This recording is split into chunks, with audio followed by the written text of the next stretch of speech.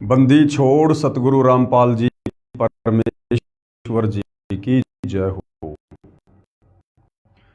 परम पिता परमात्मा सारी सृष्टि के रचनहार कुल मालिक असंख्यों के जगत तीन परवेश सब राजा धीराज आत्मा धार नाथों के नाथ देव के देव महादेव सर्वेश्वर महेश्वर मृत्युंजय अजरो अमर आदि अनादि सनातनी प्रभु जगत पिता जगदीश्वर श्री श्री 1008 की उपाधि के वास्तविक अधिकारी अकाल मूरत सौद स्वरूपी राम वासुदेव सर्वगतम ब्रह्म परम पूज्य प्रथम पूज्य परम संत परम पुरुष परम धनी परम दयालु सत्य कबीर हक्का कबीर अल्लाहु कबीर अल्लाहु अकबर बाखबर अल्लाह ताला जगत के तारणहार जगत के मुक्तिदाता जगत के जगन्नाथ हारे के सहारे हिंदुओं के राम मुसलमानों के अल्लाह सिखों के वाहिगुरु ईसाइयों के मसीह दया के सागर दयानिधि करुणा के सागर Karunanidhi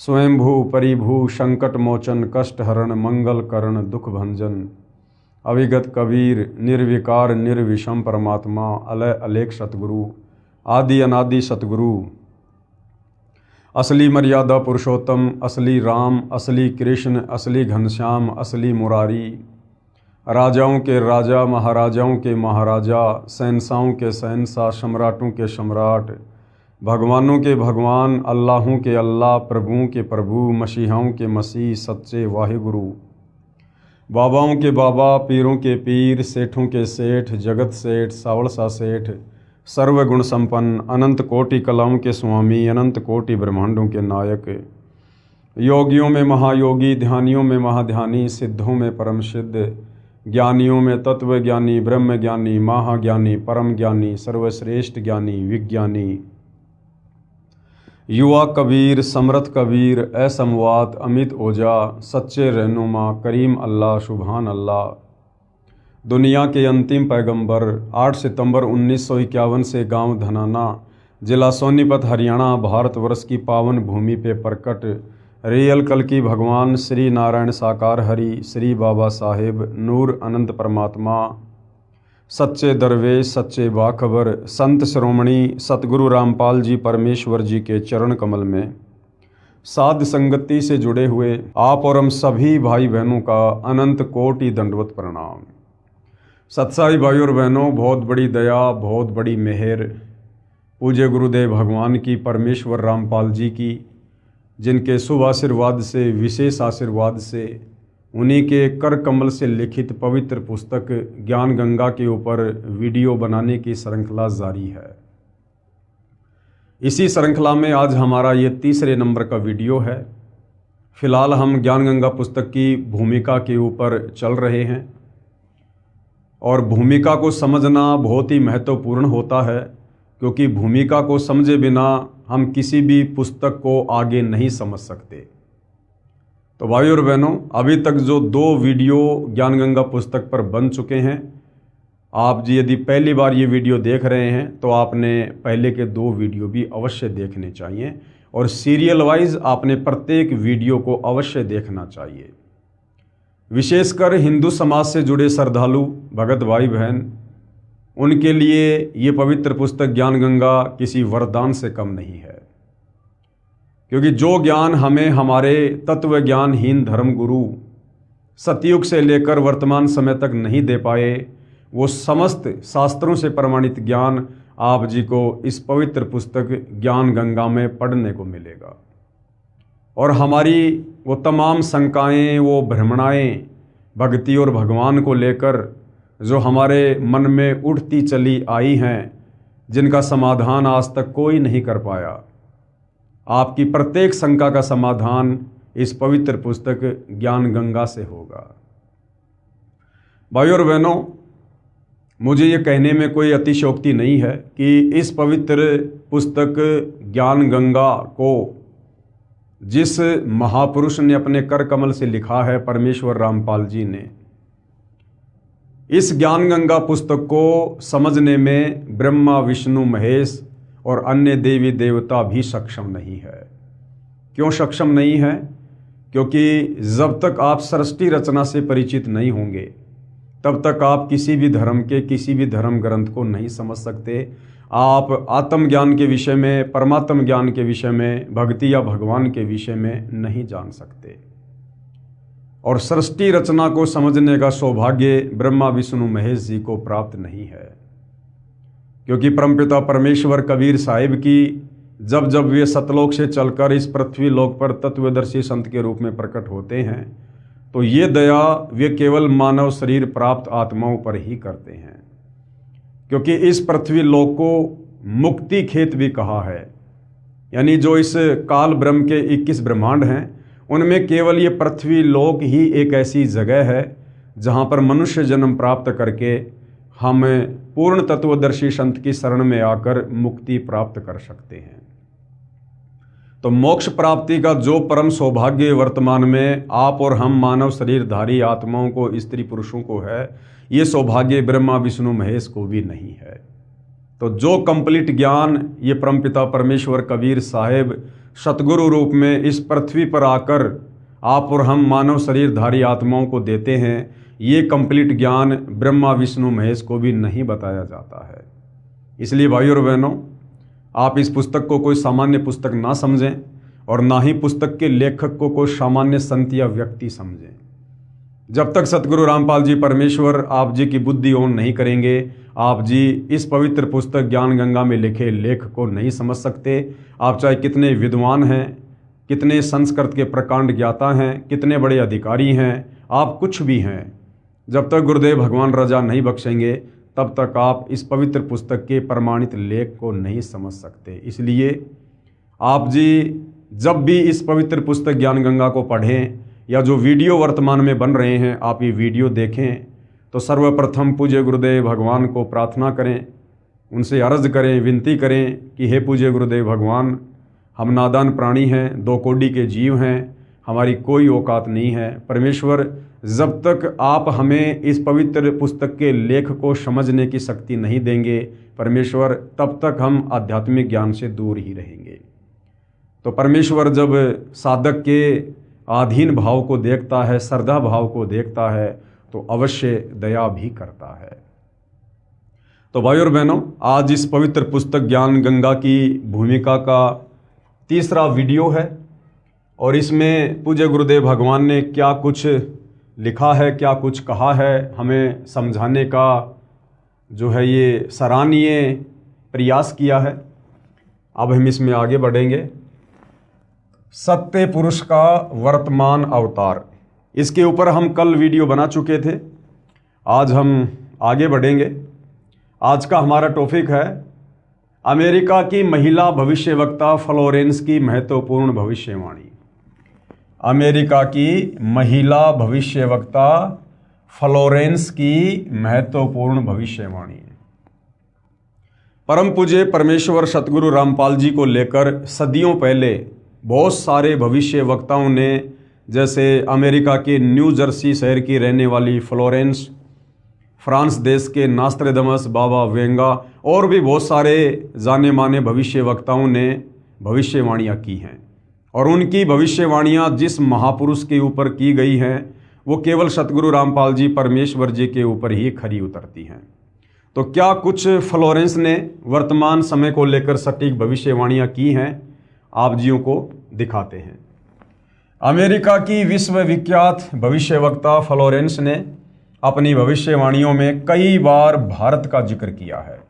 the fall of सेसेशनल culture नाम की अपनी पुस्तक में उन्होंने लिखा है कि सन 2000 आते आते प्राकृतिक संतुलन भयावह रूप से बिगड़ेगा। लोगों में आक्रोश की प्रबल भावना होगी, दुराचार पराकाष्ठा पर होगा। पश्चिमी देशों के विलासितापूर्ण जीवन जीने वालों में निराशा, बेचैनी और अशांति होगी। ये पश्चिमी देश कौन है? America, England, Britain, France, Germany, ये हैं पश्चिमी देश। तो क्या कहा था फ्लोरेंस ने कि पश्चिमी देशों के विलासितापूर्ण जीवन जीने वालों में निराशा, बेचैनी और अशांति होगी। क्यों? अध्यात्म की कमी के कारण। क्योंकि ये आत्मा उस समय तक शांत नहीं हो सकती है, इस आत्मा की चाहत, इस आत्मा की जिज्ञासा उस समय तक शांत नहीं हो सकती है जब तक इस आत्मा को अपनी वास्तविक खुराक भक्ति नहीं मिलती है। ये आत्मा युगों युगों से परमात्मा के लिए तड़प रही है। वो आत्माएं चाहे अमेरिका में हो, चाहे हिंदुस्तान में हो, चाहे जापान में हो, हम सब एक ही परमपिता परमेश्वर कबीर साहिब के बच्चे हैं, उन्हीं की आत्मा है। और सृष्टि रचना से आपको पता चलेगा कि जब से हम इस काल ब्रह्म के चक्कर में, इस 21 ब्रह्मांड में अपने परमपिता परमेश्वर कबीर साहिब को और अपने निज घर सतलोक को छोड़कर आए हैं, तब से हमें यहाँ पर सुख नाम की कोई वस्तु प्राप्त नहीं हो रही है। और जब से ये आत्मा सतलोक से आई है तब तक ये उन सुखों की चाहत में भटक रही है।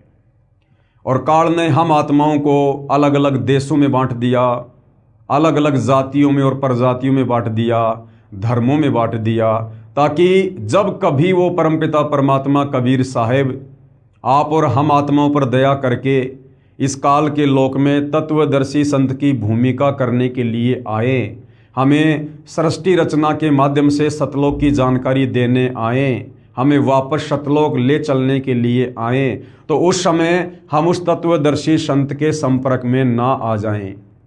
इसलिए इस काल ने भिन्न भिन्न भाषाएं बनवा दी ताकि उस तत्वदर्शी संत की भाषा से अपरिचित होने के कारण ये आत्मा तत्व ज्ञान से दूर रहे। यानी बहुत सारी बेड़ियां आप और हम आत्माओं के पैरों में इस काल बली ने डाल रखी हैं। इसलिए इसने अलग अलग देश बना दिए, हमें अलग अलग टुकड़ों में विभाजित कर दिया, जातियों में, धर्मों में, संप्रदायों में, समुदायों में हमारे को इसने बांट दिया है।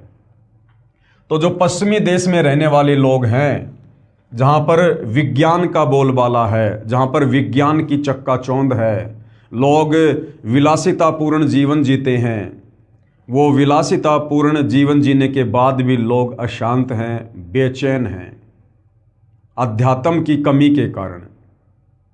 अब परमपिता परमात्मा कबीर साहिब भारत की पवित्र भूमि पर प्रकट हैं, और यदि उन आत्माओं तक ये जानकारी पहुंच जाती है, अब ये उनके संस्कार पर, उनके भाग के ऊपर निर्भर है, क्योंकि सकल पदार्थ है जगमाही, भाग बिना नर पावत नाही।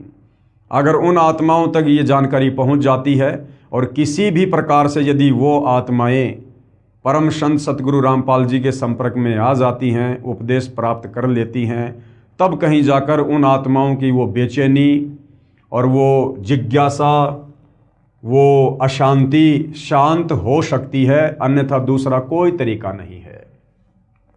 पश्चिमी देशों के विलासितापूर्ण जीवन जीने वालों में निराशा, बेचैनी और अशांति होगी, जो वर्तमान में हम देख भी रहे हैं।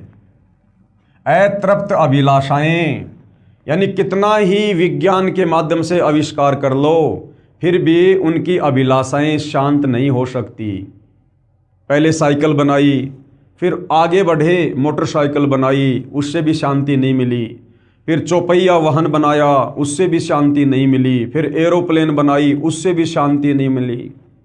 उसके बाद मंगल ग्रह पे जाने की योजना बना रहे हैं, चांद पर इंसान पहुंच चुका है। अर्थात जब तक हम सतलोक नहीं चले जाएंगे तब तक इस काल के 21 ब्रह्मांड में हमारी अभिलाषाएं इसी प्रकार से उबाल खाती रहेंगी। अतृप्त अभिलाषाएं और जोर पकड़ेंगी, जिससे उनमें आपसी कटुता बढ़ेगी, यानी उनका भाईचारा बिगड़ेगा।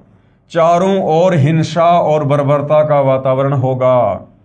ऐसा वातावरण होगा कि चारों ओर हाहाकार मच जाएगा। और वर्तमान में हम देख रहे हैं भाई और बहनों, किस प्रकार से यूक्रेन और रसिया के बीच में युद्ध छिड़ा हुआ है, किस प्रकार से ईरान और इजराइल के बीच में, ईरान और अमेरिका के बीच में, पाकिस्तान और अफ़गानिस्तान के बीच में। और वर्तमान में हम युग परिवर्तन के दौर में जी रहे हैं, और युग परिवर्तन अटल सत्य है, क्योंकि इसी पवित्र पुस्तक में कबीर परमेश्वर सतगुरु रामपाल जी ने अपने कर कमल से लिखा हुआ है कि युग परिवर्तन का निर्धारित समय सन 1905 से लेकर 2028 तक है। तो हम युग परिवर्तन की दहलीज पर हैं, और जब जब युग परिवर्तन होता है भयंकर जनहानि होती है, त्राहिमाम त्राहिमाम होता है। मुश्किल से 1.5 वर्ष का समय है, क्योंकि हम वर्तमान में मई 2026 में जी रहे हैं और 2028 युग परिवर्तन का अंतिम दौर है। उससे पहले पहले जो तांडव यहाँ पर काल और दुर्गा के द्वारा मचाया जाएगा, शायद आप और हमने पहले कभी कल्पना भी नहीं की होगी। चाहे मानव निर्मित आपत्तियां आए, चाहे प्राकृतिक आपत्तियां आए, हर प्रकार से ये मानव शरीरधारी प्राणी या लक 84 योनियों के प्राणी इस समय असहनीय पीड़ाओं को जो है प्राप्त होंगे, क्योंकि ये युग परिवर्तन का दौर है। लेकिन क्या होगा? लेकिन भारत से उठने वाली एक नई विचारधारा, अब भारत से कौन सी विचारधारा उठेगी भाई? भक्ति की, अध्यात्म की, शास्त्र अनुकूल साधना की, जो विचारधारा सन 1994 से सतगुरु रामपाल जी ने लागू कर रखी है। यानी सन 1994 से सतगुरु रामपाल जी ने अपने यथार्थ तत्व ज्ञान का प्रचार प्रसार करना शुरू किया था। लेकिन भारत से उठने वाली एक नई विचारधारा इस घातक वातावरण को समाप्त कर देगी। वह विचारधारा वैज्ञानिक दृष्टि से सामंजस्य और भाईचारे का महत्व समझाएगी। यानी जो सतगुरु रामपाल जी की अध्यात्म वाली विचारधारा है, वो लोगों को समझाएगी वैज्ञानिक दृष्टि से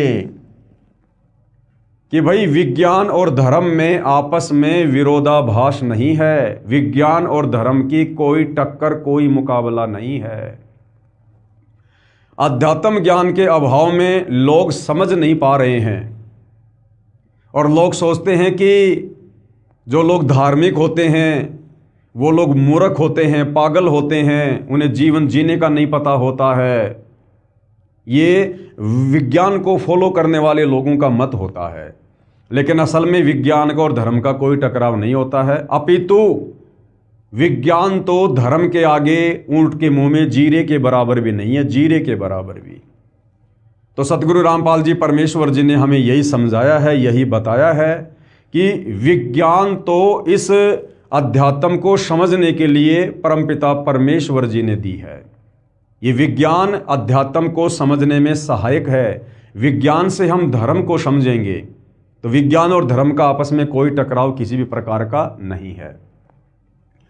वह विचारधारा वैज्ञानिक दृष्टि से सामंजस्य और भाईचारे का महत्व समझाएगी। वह यह भी समझाएगी कि धर्म और विज्ञान में आपस में विरोध नहीं है। आध्यात्मिकता की उच्चता और भौतिकता का खोखलापन सबके सामने उजागर करेगी।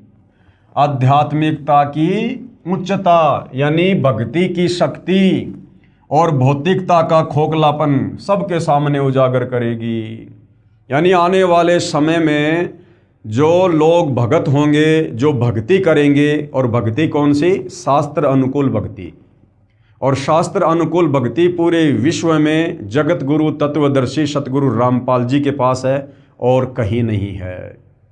तो आने वाले समय में जो लोग भक्ति करेंगे, नेक नीति से जीवन जिएंगे, सतगुरु की शरण में रहकर मर्यादा में भक्ति करेंगे, वो निरंतर ऊपर की ओर ही उठते चले जाएंगे। वो हर प्रकार की समस्याओं से, पीड़ाओं से, रोग से, कष्टों से, तीन ताप के दुख से दूर होंगे। और जो लोग विज्ञान को ही सब कुछ मानकर विलासितापूर्ण जीवन जी रहे हैं, उन लोगों के जीवन में आने वाले समय में कष्ट ही कष्ट होंगे।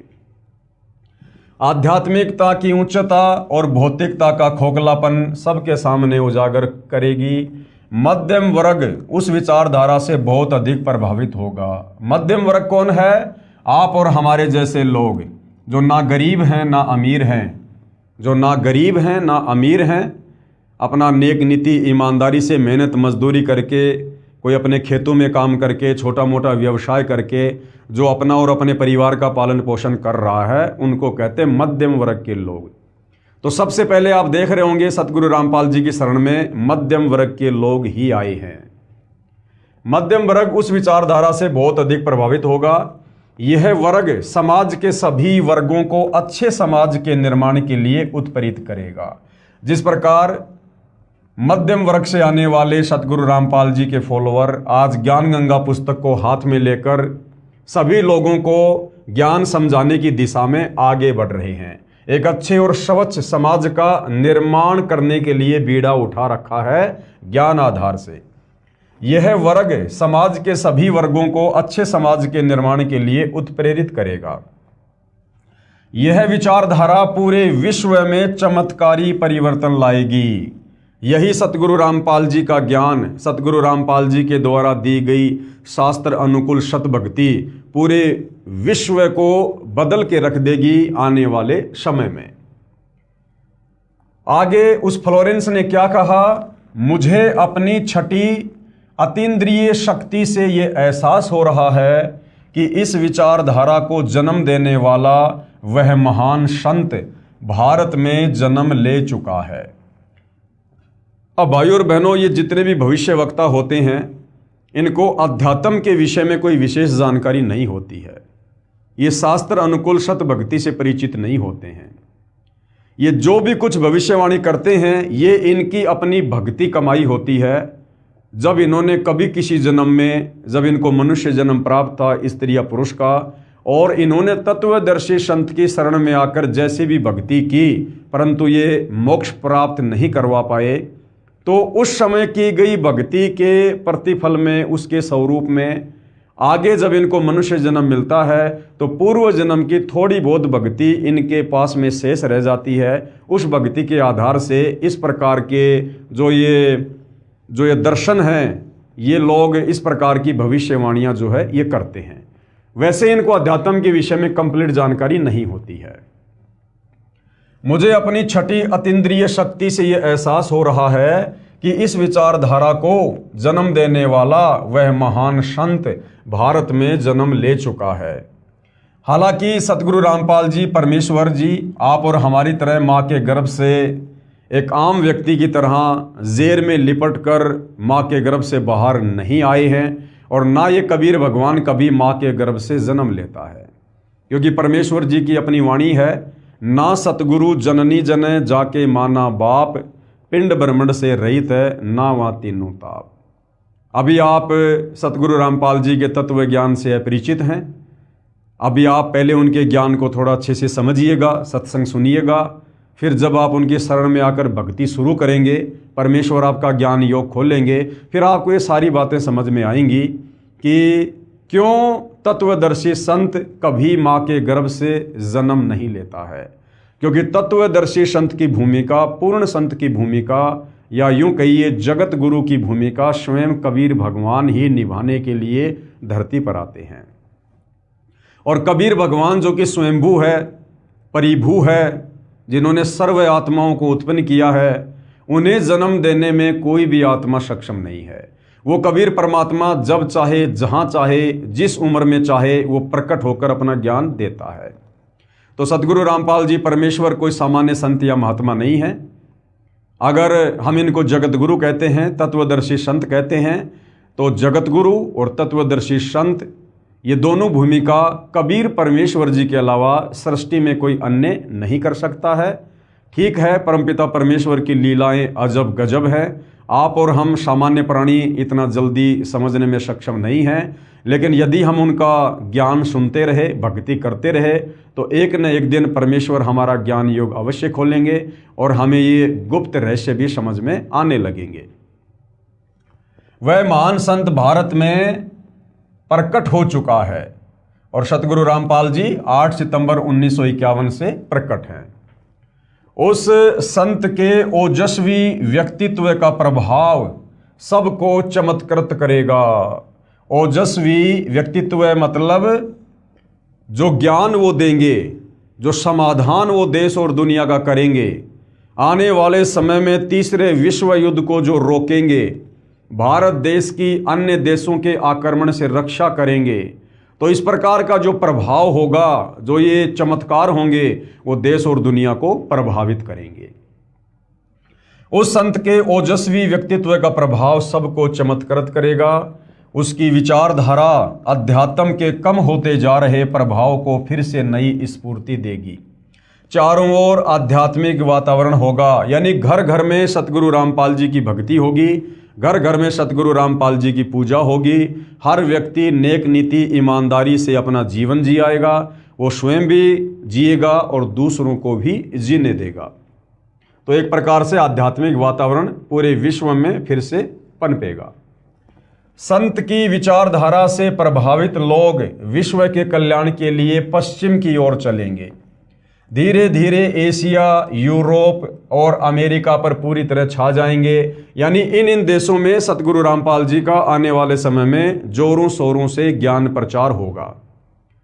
उस संत की विचारधारा से पूरा विश्व प्रभावित होगा और उनके चरण चिन्हों पर चलेगा। यानी जो सतगुरु रामपाल जी की भक्ति मर्यादा हैं, उन मर्यादाओं में रहकर लोग भक्ति करेंगे, अपना जीवन यापन करेंगे। पश्चिमी देश के लोग उन्हें ईसा कहेंगे। पश्चिमी देश के लोग यानी जो ये ईसाई लोग हैं, जो ईसा मसीह को मानते हैं, जब उन्हें सतगुरु रामपाल जी परमेश्वर जी के विषय में पता चलेगा कि तुम्हारा रियल मसीहा धरती पर 8 सितंबर 1951 को प्रकट हो चुका है सतगुरु रामपाल जी के नाम से, तो जो पश्चिमी देशों के लोग हैं वो सतगुरु रामपाल जी को पहचान कर उन्हें अपना मसीहा कहेंगे। मुसलमान उन्हें एक सच्चा रहनुमा, मुसलमान भाई, जब उन्हें पता चलेगा कि वास्तव में हमारा जो पैगंबर है, जो रसूल है, सतगुरु रामपाल जी हैं, तो मुसलमान धर्म के लोग उन्हें सच्चा रहनुमा कहेंगे, अपना अल्लाह कहेंगे। और एशिया के लोग उन्हें भगवान का अवतार मानेंगे। और जो एशिया है, एशिया जो महाद्वीप है जिसमें बहुत सारे देश आते हैं, ये सभी देश सतगुरु रामपाल जी को भगवान कहेंगे, भगवान का अवतार कहेंगे। यानी भगवान खुद ही धरती पर अवतरित होकर आए हैं। उस महान संत की विचारधारा से बौद्धिक क्रांति होगी। बौद्धिक क्रांति का मतलब है हम भक्ति मार्ग को अच्छे से समझेंगे, हम लोग चिंतन मनन करेंगे आत्मज्ञान पर, परमात्म ज्ञान पर। बुद्धिजीवियों की मान्यताएं बदलेंगी। यानी जो पढ़े लिखे लोग, बड़े बड़े शिक्षित लोग, बड़े बड़े अधिकारी लोग जो उच्च उन पदों पर आसीन हैं, जो विज्ञान को ही सब कुछ माना करते थे, शिक्षा को ही सब कुछ मान बैठे थे, अब उन लोगों की विचारधारा बदलेगी और उन लोगों का रुख धीरे धीरे भक्ति की तरफ बढ़ेगा। बुद्धिजीवियों की मान्यताएं बदलेंगी, उनमें ईश्वर के प्रति श्रद्धा और विश्वास की कोपलें फूटेंगी। फ्लोरेंस के अनुसार वह संत भारत में प्रकट हो चुका है। फ्लोरेंस के अनुसार जन्म ले चुका है और हम भक्तों के अनुसार प्रकट हो चुका है। वह इस संत से काफी प्रभावित थी। अपनी एक दूसरी पुस्तक golden light of new era में भी उन्होंने लिखा है, जब मैं ध्यान लगाती हूं तो अक्सर एक संत को देखती हूं। यानी जो फ्लोरेंस है, यह आज से सैकड़ों वर्ष पहले जब ध्यान लगाया करती थी तो सतगुरु रामपाल जी की वर्तमान स्थिति को वो देखा करती थी। जब मैं ध्यान लगाती हूं तो अक्सर एक संत को देखती हूं, गौर वर्ण यानी गोरा रंग, गौर वर्ण का है, सफेद बाल हैं, उनके मुख पर न दाढ़ी है न मूंछ है। उस संत के ललाट यानी माथे पर गजब का तेज होता है। उनके ललाट पर आकाश से एक नक्षत्र के प्रकाश की किरणें निरंतर बरसती रहती हैं। मैं देखती हूं कि वह संत अपनी कल्याणकारी विचारधारा तथा अपने सत्य चरित्र प्रबल अनुयायियों की शक्ति से संपूर्ण विश्व में नए ज्ञान का प्रकाश फैला रहे हैं। यानी वर्तमान में देश और दुनिया में जिस प्रकार से सतगुरु रामपाल जी का तेजी से प्रचार प्रसार हो रहा है, ये सत भक्ति मार्ग जो तेजी से बढ़ रहा है, इस समय को फ्लोरेंस जब ध्यान लगाती थी तो सैकड़ों वर्ष पहले वो देखा करती थी। वह संत अपनी शक्ति निरंतर बढ़ा रहे हैं। अब सतगुरु रामपाल जी के द्वारा निरंतर अपनी शक्ति बढ़ाने का मतलब ये नहीं है कि सतगुरु रामपाल जी कोई जिम करते हैं या कोई व्यायाम करते हैं, अपने शरीर की शक्ति बढ़ा रहे हैं। सतगुरु रामपाल जी तो सर्वशक्ति संपूर्ण हैं, इन्होंने अपनी शक्ति बढ़ाने की आवश्यकता नहीं है। यहाँ पर जिस शक्ति की बात फ्लोरेंस ने की है वो है आध्यात्मिक शक्ति। यानी सतगुरु रामपाल जी के भगत जिस प्रकार से सतगुरु रामपाल जी से ज्ञान प्राप्त करके फिर समाज में अन्य लोगों को ज्ञान समझाने की दृष्टि से ज्ञान प्रचार कर रहे हैं, जिस प्रकार सतगुरु रामपाल जी के ज्ञान का प्रचार प्रसार भारत देश सहित अन्य देशों में दिन दोगुना रात चौगुना बढ़ रहा है, यहाँ पर उस शक्ति की बात जो है फ्लोरेंस के द्वारा की गई है।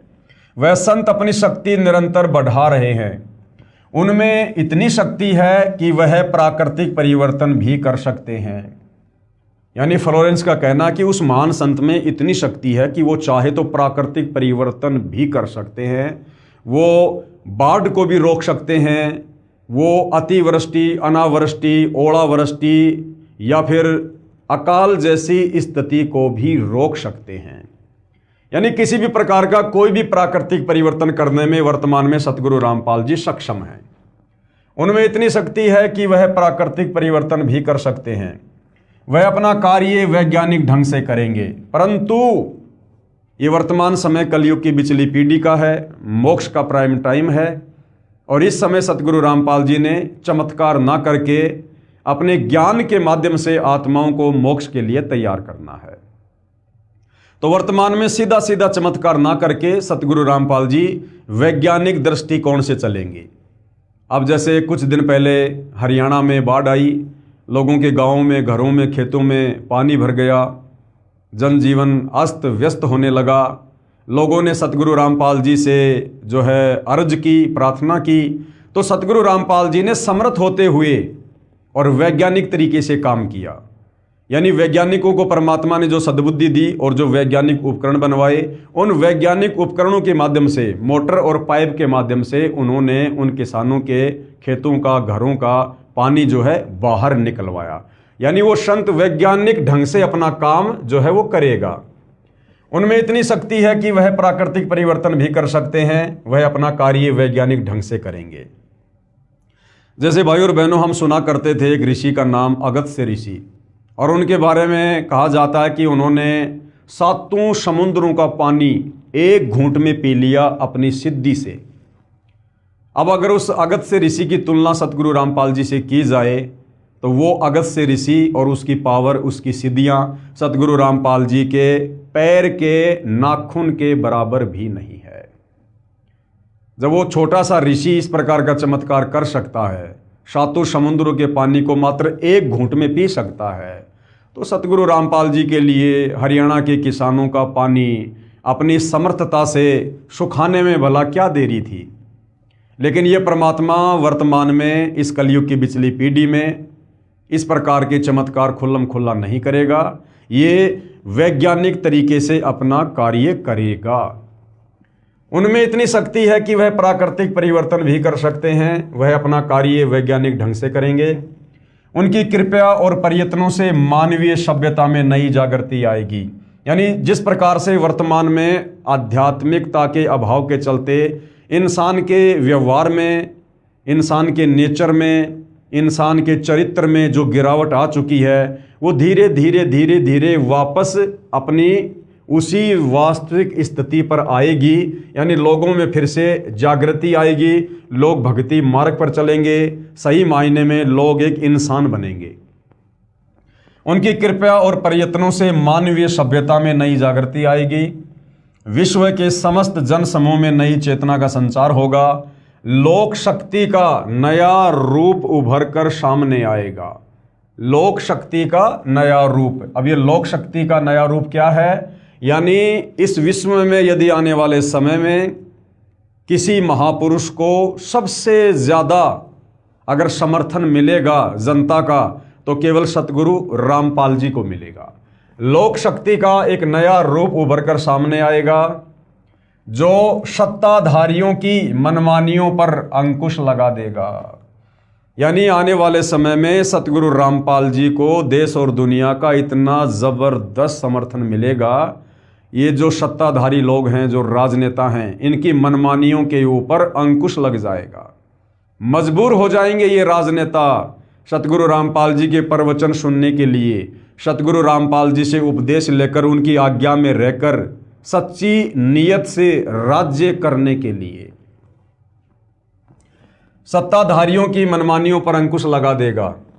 मनोचिकित्सक तथा सम्मोहन कला के विश्व प्रसिद्ध ज्ञाता डॉक्टर मोरे बर्नस्टीन की फ्लोरेंस से अच्छी दोस्ती थी। एक बार फ्लोरेंस ने उनसे भी कहा था, डॉक्टर, वह समय बड़ी तेजी से नज़दीक आ रहा है जब सत्ता लोलुप राजनेताओं की अपेक्षा आप जैसे समाज सेवकों की बातें समाज अधिक ध्यान से सुनेगा। 21वीं सदी के आते आते यानी सन 2000 के आते आते एक नई विचारधारा पूरे विश्व को प्रभावित करेगी। कौन सी विचारधारा? अध्यात्म की विचारधारा। सतगुरु रामपाल जी की भक्ति वाली विचारधारा पूरे विश्व को प्रभावित करेगी। हर राष्ट्र में सत्य चरित्र धार्मिक लोगों का संगठन लोगों के दिमाग में बैठी गलत मान्यताओं को बदल देगा। ये विचारधारा भारत से प्रस्फुटित होगी, यानी इस विचारधारा का जन्म भारत देश से होगा, वहीं से पूरे विश्व में फैलेगी। मैं उस पवित्र स्थान पर एक प्रचंड तपस्वी को देख रही हूं। यानी जो फ्लोरेंस थी वो सतगुरु रामपाल जी के विषय में कह रही है कि मैं उस पवित्र स्थान पर यानी सतलोक आश्रम बरवाड़ा उस बहन को उस समय अपनी ध्यान अवस्था में दिखाई दे रहा था, जहां बैठकर सतगुरु रामपाल जी देश और दुनिया को आध्यात्मिक ज्ञान दे रहे थे। मैं उस पवित्र स्थान पर एक प्रचंड तपस्वी को देख रही हूं जिसका तेज बड़ी तेजी से फैल रहा है, यानी उनका ज्ञान बड़ी तेजी से फैल रहा है। मनुष्य में सोए देवत्व को जगाने तथा धरती का स्वर्ग जैसा बनाने के लिए वह संत दिन रात प्रयत्न कर रहे हैं, सत्संग कर करके, अपने भक्तों के माध्यम से ज्ञान प्रचार करवा करवा के। एक पत्रकार ने सन 1964 में फ्लोरेंस से पूछा था कि क्या वह दुनिया का भविष्य बता सकती है, तो फ्लोरेंस ने इसके जवाब में कहा था, 1970 की शुरुआत व्यापक उथल पुथल के साथ होगी। 1989-1980 के बाद ऐसे ऐसे भूकंप आएंगे कि न्यू जर्सी का कुछ हिस्सा तथा यूरोप और एशिया के कई देशों के स्थान भूकंप से नष्ट हो जाएंगे, और इसकी प्रत्येक भविष्यवाणी आज तक सही सिद्ध हुई है। कुछ हिस्से जलमग्न भी हो जाएंगे। तीसरा विश्व युद्ध का आतंक सबके दिमाग में बैठ जाएगा। अब वो समय आ गया है भाई और बहनों, जिस प्रकार से एक देश दूसरे देश का दुश्मन बनकर बैठा है। दुनिया तीसरे विश्व युद्ध के मुहाने पर खड़ी है। लोगों के दिमाग में तीसरे विश्व युद्ध का आतंक बैठ चुका है। ये वर्तमान समय के लिए उसने ये भविष्यवाणी की है। तीसरे विश्व युद्ध का आतंक सबके दिमाग में बैठ जाएगा और वे इस युद्ध की तैयारी करेंगे। लेकिन भारतीय राजनेता अपने प्रभाव और बुद्धि से तीसरे विश्व युद्ध को टालने में सफल हो जाएंगे। लेकिन भारतीय राजनेता, अब ये राजनेता कौन होंगे? ये राजनेता वही होंगे जो सतगुरु रामपाल जी से उपदेश प्राप्त करके फिर सतगुरु रामपाल जी की नियम और मर्यादाओं में रहकर राज्य करेंगे, और सतगुरु रामपाल जी से सलाह मशवरा करके उनकी आज्ञा लेकर और उनके बताए अनुसार फिर वो राजनेता जो भगत ही होंगे वो तीसरे विश्व युद्ध को रोकने में सफल होंगे। लेकिन भारतीय राजनेता अपने प्रभाव और बुद्धि से तीसरे विश्व युद्ध को टालने में सफल हो जाएंगे। तीसरे विश्व युद्ध के शुरू होने तक भारत के शासन की बागडोर आध्यात्मिक प्रवृत्ति के लोगों के हाथ में होगी। तीसरा विश्व युद्ध जो अपने पीक टाइम पर होगा, उस समय जो भारतीय राजनीति में जो राजनेता होंगे, प्रधानमंत्री होगा, मुख्यमंत्री होगा, राष्ट्रपति होगा, ये सब सतगुरु रामपाल जी की शरण में होंगे। तीसरे विश्व युद्ध के शुरू होने तक भारत के शासन की बागडोर आध्यात्मिक प्रवृत्ति के लोगों के हाथ में होगी। इसलिए उनके प्रभाव से विश्व युद्ध टलेगा, उन राजनेताओं के प्रभाव से नहीं टलेगा। वो राजनेता केवल भगत होंगे। सतगुरु रामपाल जी जैसा भी दिशा निर्देश देंगे और सतगुरु रामपाल जी के आशीर्वाद से, उनकी शक्ति से वो विश्व युद्ध जो है वो टलेगा।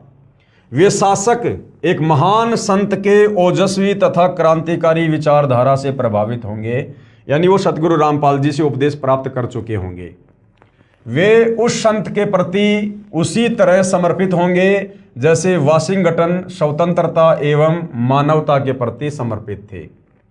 वो राजनेता जो सतगुरु रामपाल जी से उपदेश प्राप्त करके राजनीति करेंगे धर्म नीति में रहकर, वे उस संत यानी सतगुरु रामपाल जी के प्रति उसी तरह समर्पित होंगे जैसे वाशिंगटन कौन था? अमेरिका का प्रथम राष्ट्रपति।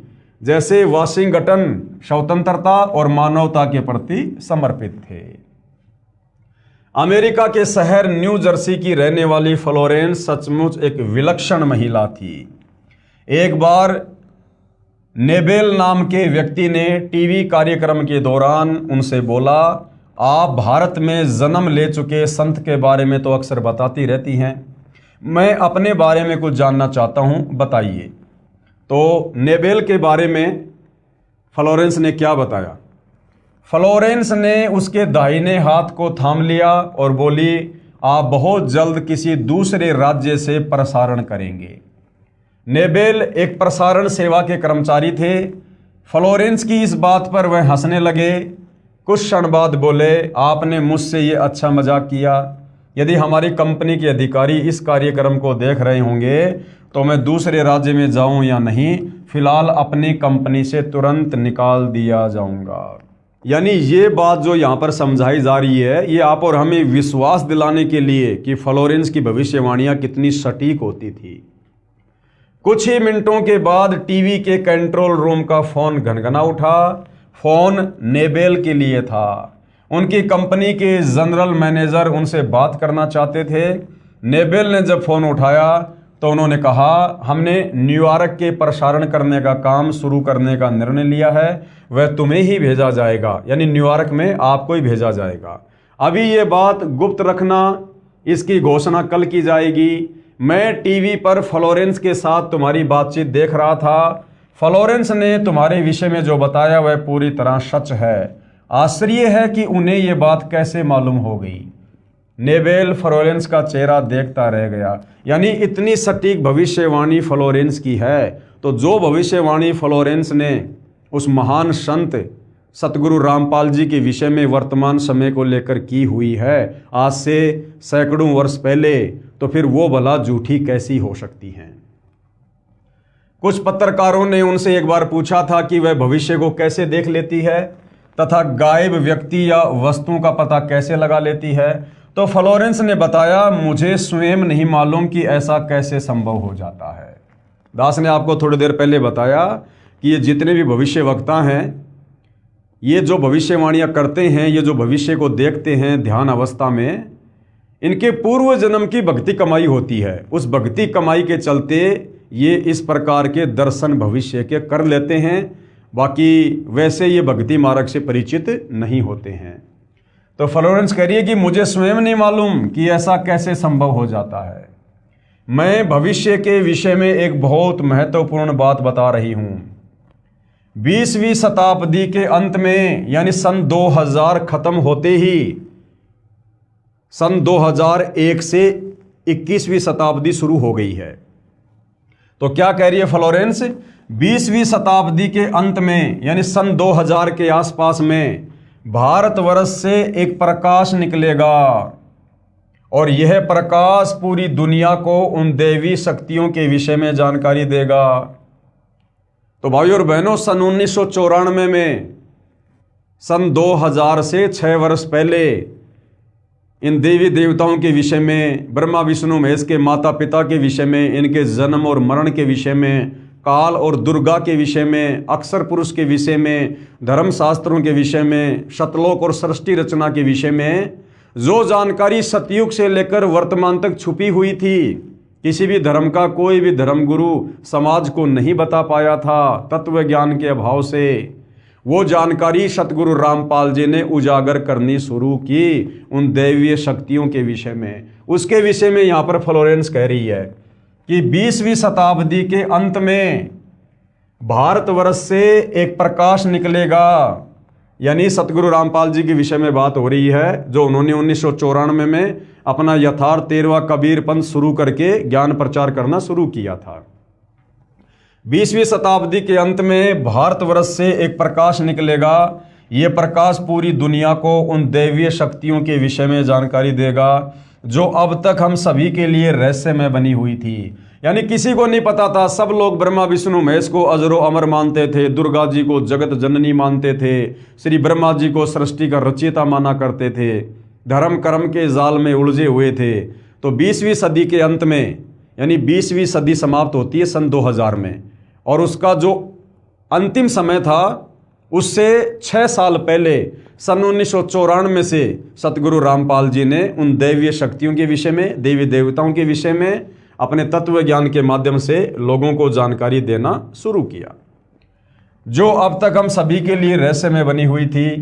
देवी शक्तियों की जानकारी जो सतगुरु रामपाल जी महाराज द्वारा बताई गई है, कृपया पढ़ें इसी पुस्तक के पेज नंबर 20 पर सृष्टि रचना। एक दिव्य महापुरुष द्वारा ये प्रकाश पूरे विश्व में फैलेगा। ये अध्यात्म वाला, भक्ति मार्ग वाला एक दिव्य महापुरुष यानी सतगुरु रामपाल जी के द्वारा ये प्रकाश, अध्यात्म का प्रकाश पूरे विश्व में फैलेगा। वह सभी को सत मार्ग पर चलने की प्रेरणा देगा, भक्ति मार्ग पर चलने की प्रेरणा देगा। समस्त दुनिया में एक नई सोच की ज्योति फैलेगी। जब मैं ध्यान अवस्था में होती हूँ तो अक्सर यह दिव्य महापुरुष मुझे दिखाई देते हैं। यानी सतगुरु रामपाल जी का वर्तमान स्वरूप फ्लोरेंस को सैकड़ों वर्ष पहले ध्यान अवस्था में ज्यों का त्यों दिखाई दिया करता था। अब भाइयों और बहनों, ये भविष्यवक्ता हैं कौन? आम आदमी को क्यों भविष्य दिखाई नहीं देता? आम आदमी क्यों भविष्यवाणी नहीं करता? अब ये फ्लोरेंस, बाबा वेंगा, नास्ट्राडामस, ये कौन आत्माएं हैं? जैसे वर्तमान में परमात्मा धरती पर हैं सतगुरु रामपाल जी के नाम से। ये कलयुग की बिचली पीढ़ी का समय है। दुनिया को तो हालांकि ये पता ही नहीं कि कलयुग की बिचली पीढ़ी क्या होती है। जब सतगुरु रामपाल जी से उपदेश लेंगे, सत्संग सुनेंगे, तो इस समय के विषय में उनको पता चलेगा कि ये भक्ति युग है, ये मोक्ष युग है इस समय, जिसको आध्यात्मिक भाषा में कलयुग की बिचली पीढ़ी कहा जाता है। तो इस कलयुग की बिचली पीढ़ी में जो भगत भाई बहन पूर्ण मर्यादा में रहकर, समस्त मंत्र प्राप्त करके, अपने धर्म कर्म में रहकर, पतिव्रता पद पर रहकर, गुरु को परमेश्वर मानकर आजीवन भक्ति करके जो सतलोक चले जाएंगे, उनका तो मोक्ष हो जाएगा। और जो आत्माएं भक्ति करते करते किसी न किसी कारण से मोक्ष प्राप्त नहीं कर पाएंगी, फिर उन आत्माओं के इस प्रकार के जन्म होते हैं। वही आत्मा फिर आगे चलकर भविष्य वक्ता बनती हैं, देवी देवता बनते हैं, साधु संत महात्मा बनते हैं, ऋषि बनते हैं, गोरखनाथ जैसे बनते हैं। फिर ये आत्माएं होती हैं। और इस कलयुग की बिचली पीढ़ी में वर्तमान समय में जो भक्ति हम कर रहे हैं, और ये भक्ति हमारे अंतःकरण में जमा हो जाती है, और यदि हम पार नहीं हो पाते हैं तो ये भक्ति काफ़ी लंबे समय तक ये चलती है, इतनी जल्दी ये खर्च नहीं होती है। तो जब कभी उस आत्मा को मनुष्य जन्म मिलता है और यदि उसकी भक्ति सुरक्षित है, तो उस भक्ति के प्रभाव से फिर वो इस प्रकार से भविष्य बताना शुरू कर देता है। तो फ्लोरेंस भी उन्हीं आत्माओं में से एक थी। अक्सर ये दिव्य महापुरुष मुझे दिखाई देते हैं। फ्लोरेंस ने बार बार इस संत या दिव्य महापुरुष का जिक्र किया है। साथ ही यह भी बताया है कि उत्तरी भारत के एक पवित्र स्थान पर वह मौजूद है।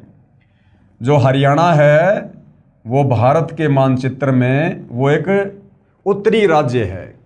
तो क्या कह रही है कि उत्तरी भारतवर्ष के एक पवित्र स्थान पर वह मौजूद है, यानी सतलोक आश्रम बरवाड़ा, वो जगह उस फ्लोरेंस को उस समय दिखाई दे रही थी।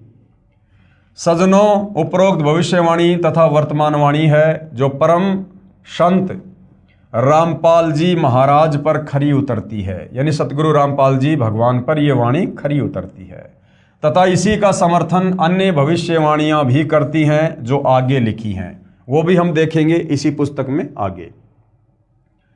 आगे हम इस पवित्र पुस्तक ज्ञान गंगा में बढ़े।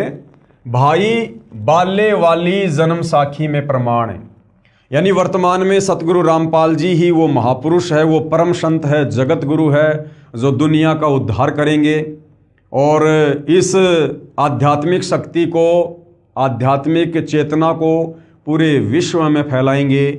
ये भाई बाले वाली जन्म साखी में भी इसका जो है ये प्रमाण है। एक महापुरुष के विषय में भाई बाले वाली जन्म साखी में भगत प्रहलाद की भविष्यवाणी। ये भाई बाला कौन था? भाई बाला और मर्दाना ये आदरणीय नानक जी के भगत थे। ये ज़्यादातर समय ये नानक जी के साथ में रहा करते थे। तो भाई बाले वाली जन्म साखी में प्रमाण, भाई बाले वाली जन्म साखी में लिखा गया विवरण स्पष्ट करता है कि सतगुरु रामपाल जी महाराज ही वह अवतार हैं जिन्हें परमेश्वर कबीर जी तथा संत नानक जी के पश्चात पंजाब की धरती पर अवतरित होना था। अवतरित होना था, एक होता है अवतार, एक होता है अवतरित होना। अवतार होता है किसी आत्मा को भेजा जाता है, उसको अवतार कहते हैं। जैसे विष्णु लोक जी से जो आत्माएं यहाँ आती है, अवतार धारण करती हैं, उनको अवतार कहा जाता है। और अवतरित का मतलब होता है खुद वो माँ शक्ति धरती पर प्रकट हो, उसको अवतरित होना कहते हैं। तो कबीर परमेश्वर सतगुरु रामपाल जी स्वयं सतलोक से चलकर 8 सितंबर 1951 को भारत की पवित्र भूमि पर अवतरित हुए हैं। तो क्या कहा था? जिन्हें परमेश्वर कबीर जी तथा संत नानक जी के पश्चात पंजाब की धरती पर अवतरित होना था। और सतगुरु रामपाल जी 8 सितंबर 1951 को पंजाब की धरती पर ही सतलोक से चलकर सीधे उतरे हैं, प्रकट हुए हैं, अवतरित हुए हैं।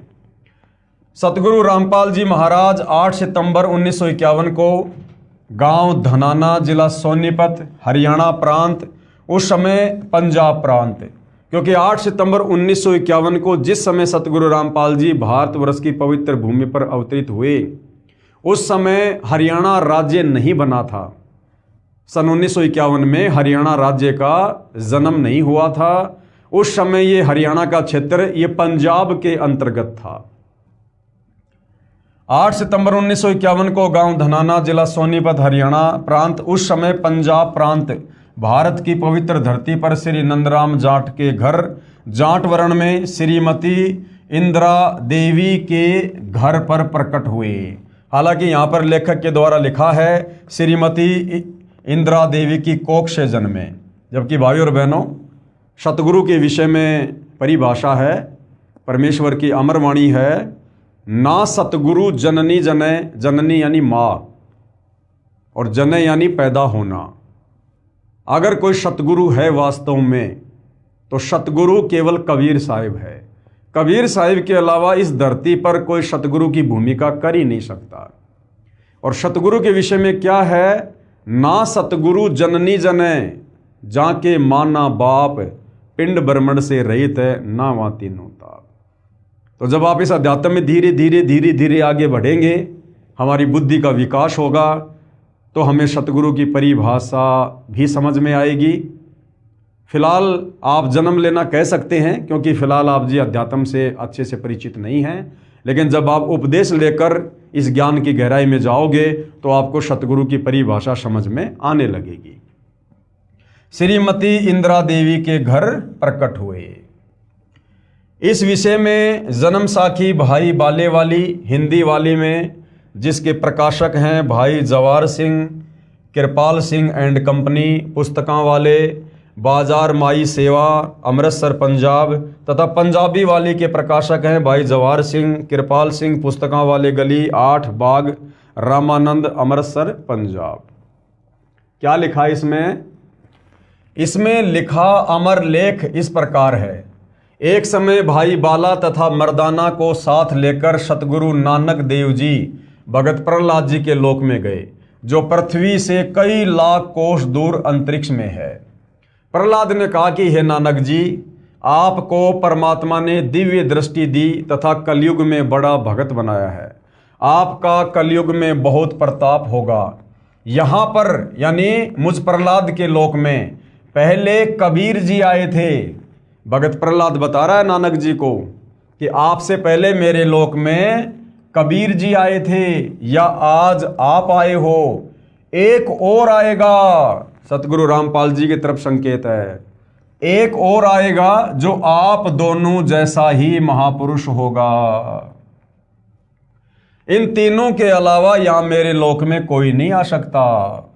भगत बहुत हो चुके हैं, आगे भी होंगे, परंतु यहाँ मेरे लोक में वही पहुंच सकता है जो इन जैसी महिमा वाला होगा, और कोई नहीं। इसलिए इन तीनों के अतिरिक्त यहाँ कोई नहीं आ सकता। मर्दाने ने पूछा कि हे भगत प्रहलाद जी, कबीर जी तो जुलाहा थे, यानी कबीर परमात्मा जब 650 साल पहले बनारस के काशी में आए तो जिन अच्छी आत्माओं को उन्होंने अपनी परवरिश के लिए निमित्त बनाया, नीरू और नीमा को, वो जुलाहे का कार्य किया करते थे। तो उस घर में परमेश्वर की लीला में परवरिश हुई, जिस कारण से आगे चलकर कबीर परमात्मा भी जुलाहा कहलाए। तो क्या कह रहे हैं मर्दाना जी? इसलिए इन तीनों के अतिरिक्त यहाँ कोई नहीं आ सकता। मर्दाने ने पूछा कि हे भगत प्रहलाद जी, कबीर जी तो जुलाहा थे, नानक जी खत्री हैं, वह तीसरा किस वर्ण यानी जाति से तथा किस धरती पर अवतरित होगा? भगत प्रहलाद ने कहा, भाई सुन, नानक जी के सचखंड जाने के सैकड़ों वर्ष पश्चात पंजाब की धरती पर और जाट वर्ण में जन्म लेगा, यानी अवतरित होगा, प्रकट होगा, तथा उसका प्रचार क्षेत्र बरवाला होगा। लेख समाप्त। अब यहां पर गुरुदेव भगवान कह रहे हैं, विवेचन कीजिए। सतगुरु रामपाल दास जी महाराज वही अवतार हैं जो अन्य परमाणु के साथ साथ जन्म साखी में लिखे वर्णन पर खरे उतरते हैं। जन्म साखी में 100 वर्ष के पश्चात लिखा है, यहां पर सैकड़ों वर्ष पश्चात कहा गया था, जिसको पंजाबी भाषा में लिखते समय 100 वर्ष ही लिख दिया गया। अब ये सारी बातें भाई और बहनों सतगुरु रामपाल जी क्यों कह रहे हैं कि भाई बाल्य वाली जन्म साखी में क्या लिखा गया, ऐसा क्यों लिखा गया, जबकि वहाँ पर ऐसा लिखा होना चाहिए था? क्योंकि सतगुरु रामपाल जी, अभी आपने देखा जब मर्दाने ने पूछा तो भगत प्रहलाद ने कहा कि वो जो तीसरा महापुरुष आएगा मेरे लोक में, वो नानक जी और कबीर जी जैसा ही होगा, उनके जितनी शक्ति वाला ही होगा। तो भाई कबीर जी तो अंतर्यामी थे, नानक जी भी सिद्धि युक्त थे, शक्ति युक्त थे, और वो तीसरा यानी सतगुरु रामपाल जी भी उनके जैसा ही होगा, उनकी महिमा भी उतनी होगी, उनकी शक्ति भी कबीर जी के जितनी होगी। तो सतगुरु रामपाल जी तो स्वयं कबीर जी ही हैं। तो जो सतगुरु रामपाल जी ने बताया, जो त्रुटि लोगों ने लिखते समय जन्म साखी में जो कर दी, लेख को ना समझ पाने के कारण, तत्व ज्ञान के अभाव में, उसको सतगुरु रामपाल जी ने शुद्ध किया है। यहां पर सैकड़ों वर्ष पश्चात कहा गया था, जिसको पंजाबी भाषा में लिखते समय 100 वर्ष ही लिख दिया, क्योंकि मर्दाना ने पूछा था कि वह कौन से युग में नजदीक ही आएगा। तब भगत प्रहलाद ने कहा कि श्री नानक जी के सैकड़ों वर्ष पश्चात कलयुग में ही वह संत जाट वर्ण में जन्म लेगा। इसलिए यहाँ 100 वर्ष के स्थान पर सैकड़ों वर्षों ही न्यायोचित है, तथा प्रचार क्षेत्र बरवाला के स्थान पर बटाला लिखा गया। इसके 2 कारण हो सकते हैं कि शहर बरवाला जिला हिसार हरियाणा उस समय पंजाब प्रांत में सुप्रसिद्ध नहीं था, तथा बटाला शहर पंजाब प्रांत में प्रसिद्ध था। लेखनकर्ता ने इस कारण से बरवाला के स्थान पर बटाला लिख दिया। दूसरा, प्रिंट करते समय बरवाले की जगह बटाले प्रिंट हो गया है। एक और विशेष विचारणीय पहलू है कि पंजाब के बटाला शहर में कोई भी जाट संत नहीं हुआ। अगर भगत प्रहलाद की इस बात को माने, जब मर्दाना ने पूछा कि वो कौन होगा, कहाँ आएगा, किस जाति में होगा, तो प्रहलाद जी ने कहा कि वो पंजाब की धरती पर होगा, जाट वर्ण में होगा, और उसका जो प्रचार प्रसार क्षेत्र होगा वो बटाला होगा। मान लो हम बटाला लेकर चलते हैं, तो भाई बटाला शहर में, पंजाब के बटाला शहर में तो आज तक कोई जाट संत हुआ ही नहीं है।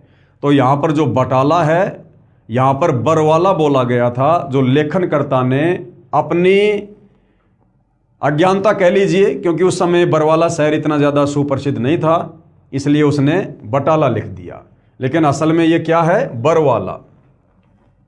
एक और विचारणीय पहलू है कि पंजाब के बटाला शहर में कोई भी जाट संत नहीं हुआ है जो इन महापुरुषों परमेश्वर कबीर देव जी व श्री नानक देव जी के समान महिमावान तथा इनके समान ज्ञानवान हुआ हो। इस आधार से तथा अन्य परमाणु के आधार से तथा इस जन्म साखी के आधार से स्पष्ट है कि वह तीसरे महापुरुष सतगुरु रामपाल जी महाराज हैं। कौन है वह तीसरा महापुरुष? परम संत सतगुरु रामपाल जी।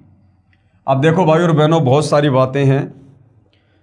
आज हमें पता चल गया कि सतगुरु रामपाल जी स्वयं कबीर परमात्मा हैं, जानी जान है, अंतर्यामी है, सर्व ब्रह्मांडों के रचयिता हैं।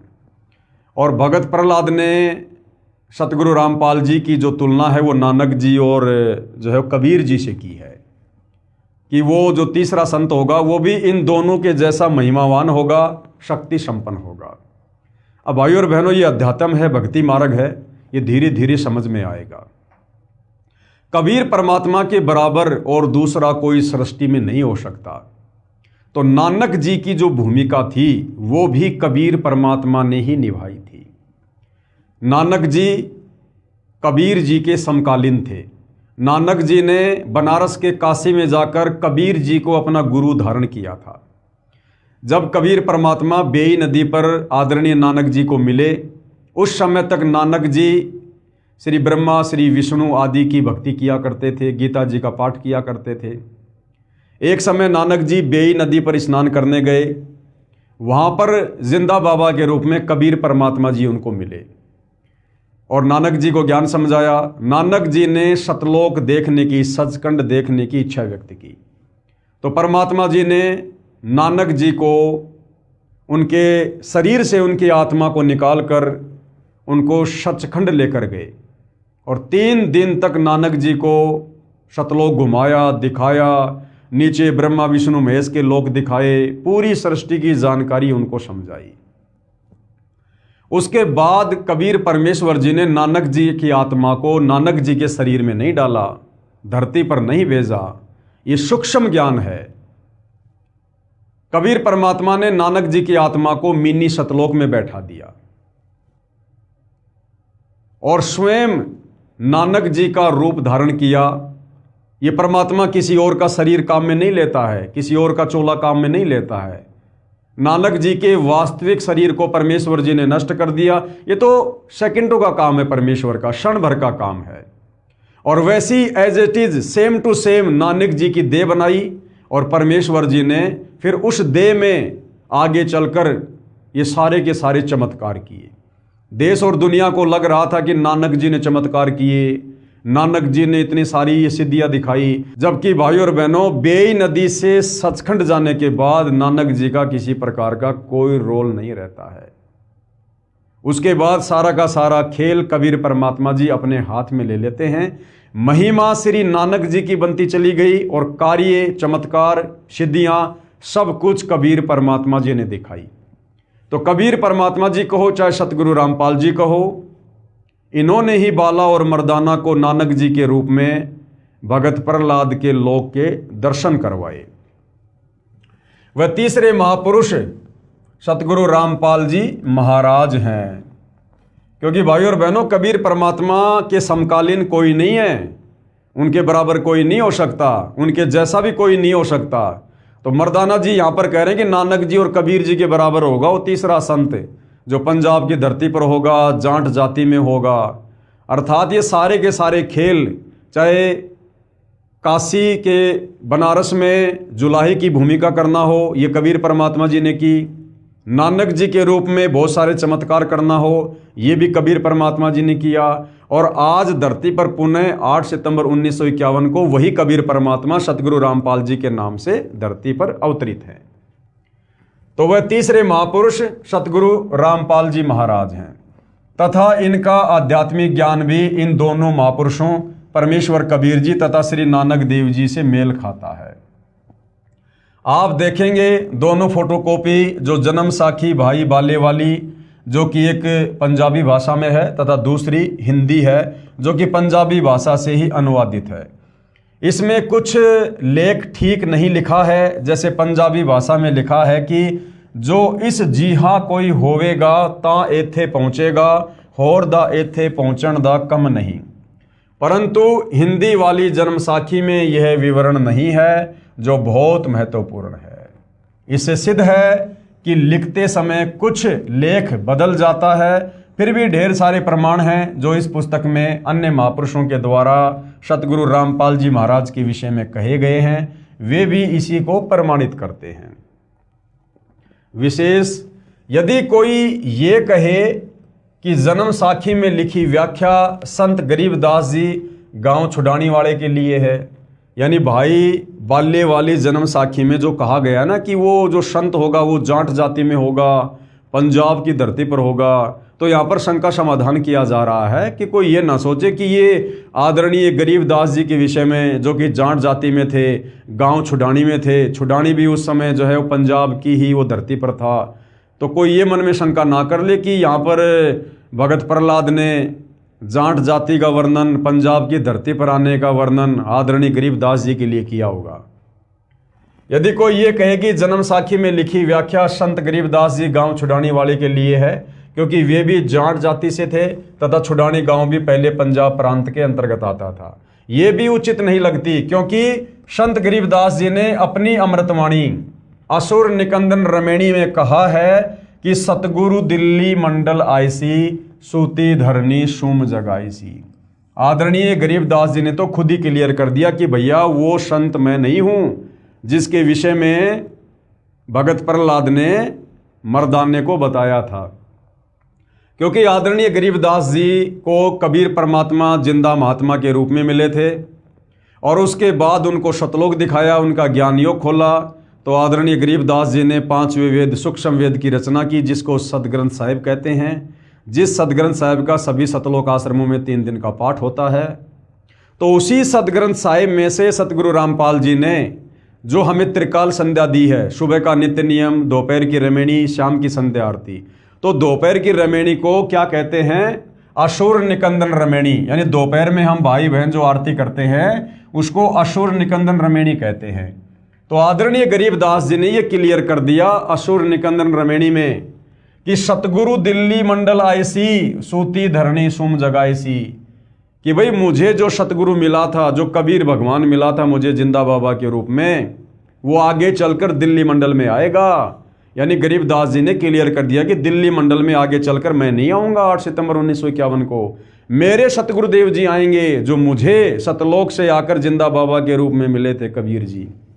यानी वो कबीर जी ही आगे चलकर दिल्ली मंडल में आएंगे।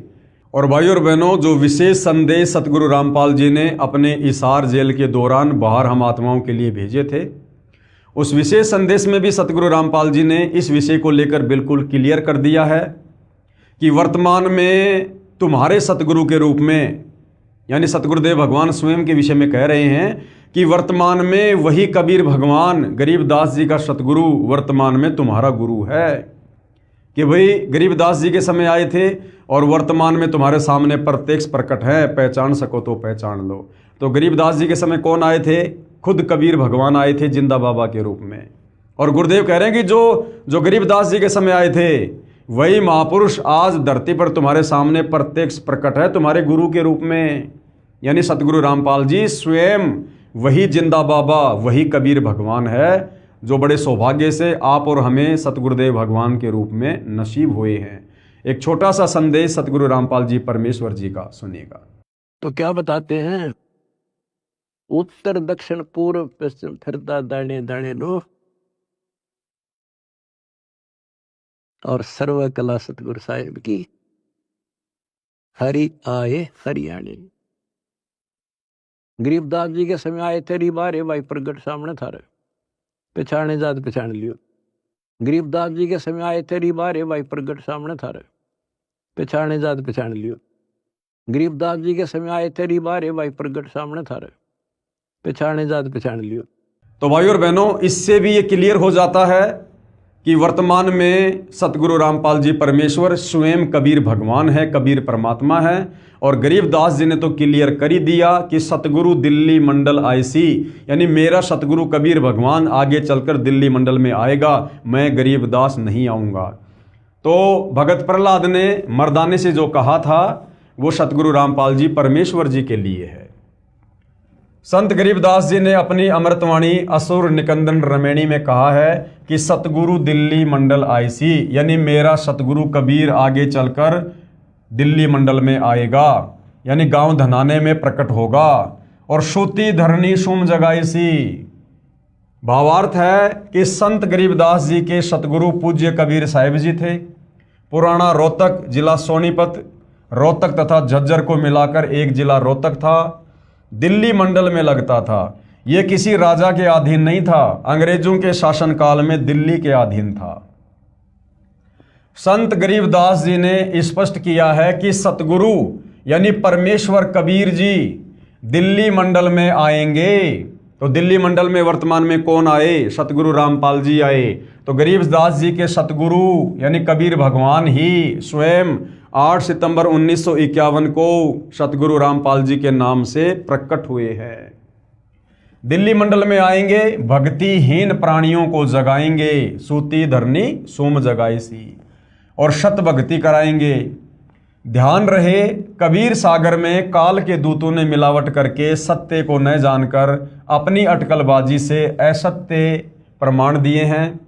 उसका नाश करने के लिए परमेश्वर कबीर जी ने अपने अंश अवतार संत गरीबदास जी द्वारा यथार्थ ज्ञान प्रचार करवाया है, जो संत गरीबदास जी की अमृतवाणी रूप में है।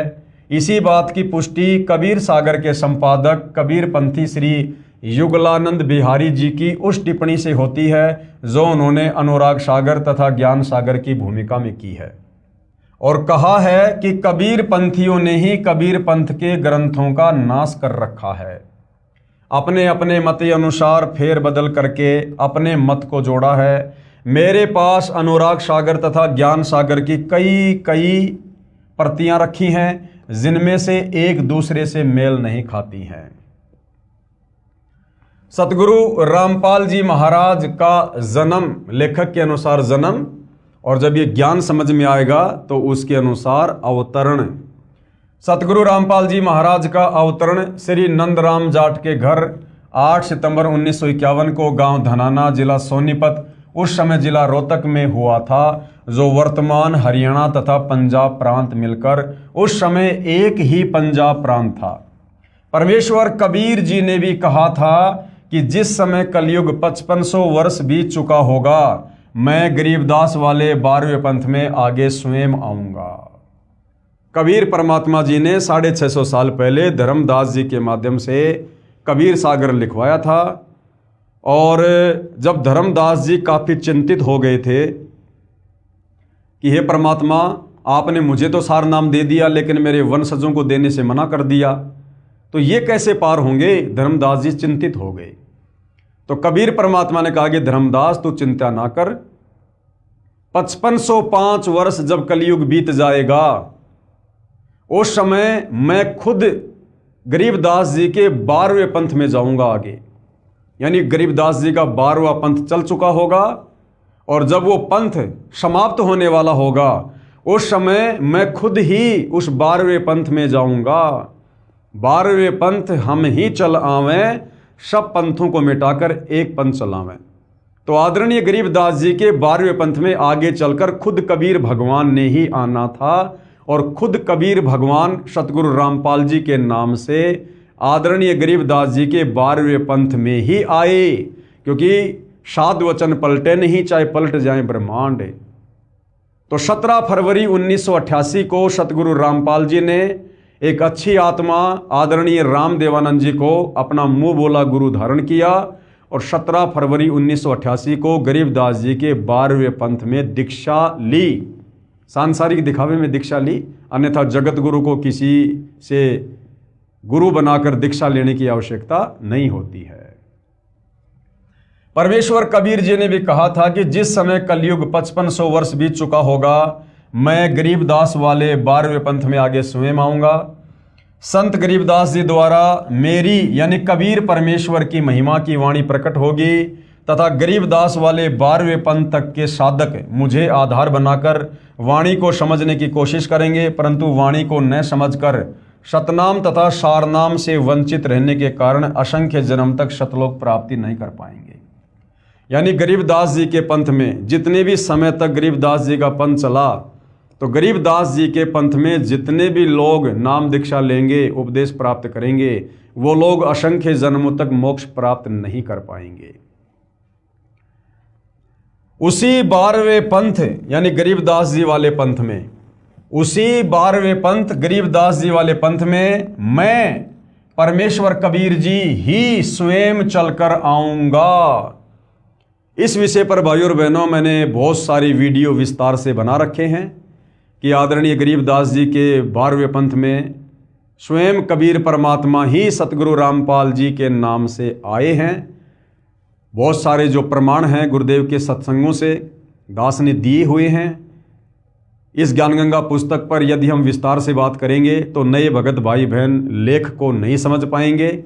इसलिए यदि आप सतगुरु रामपाल जी परमेश्वर जी से उपदेश प्राप्त हैं तो आप मुझदास के और भी बहुत सारे वीडियो सोशल मीडिया पर देख सकते हैं। इस विषय को लेकर आपको भली भांति समझ में आ जाएगा कि आदरणीय गरीबदास जी के 12वें पंथ में 17 फरवरी 1988 को कबीर परमात्मा यानी सतगुरु रामपाल जी ने आदरणीय रामदेवानंद जी से सांसारिक तौर पर दीक्षा लेकर उनको अपना मुंह बोला गुरु धारण करके उन्होंने जो है एंट्री की है, क्योंकि परमेश्वर की वाणी कभी गलत नहीं हो सकती है।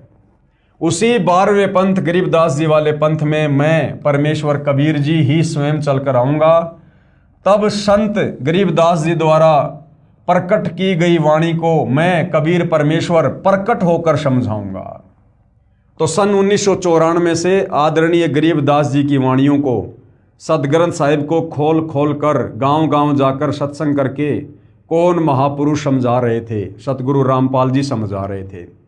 और यहाँ पर आपको एक जो प्रमाण है और मिल गया है, संत गरीबदास जी द्वारा प्रकट की गई वाणी को मैं कबीर परमेश्वर क्या करूंगा, प्रकट होकर समझाऊंगा। मां के गर्भ से जन्म लेकर नहीं, प्रकट होकर समझाऊंगा।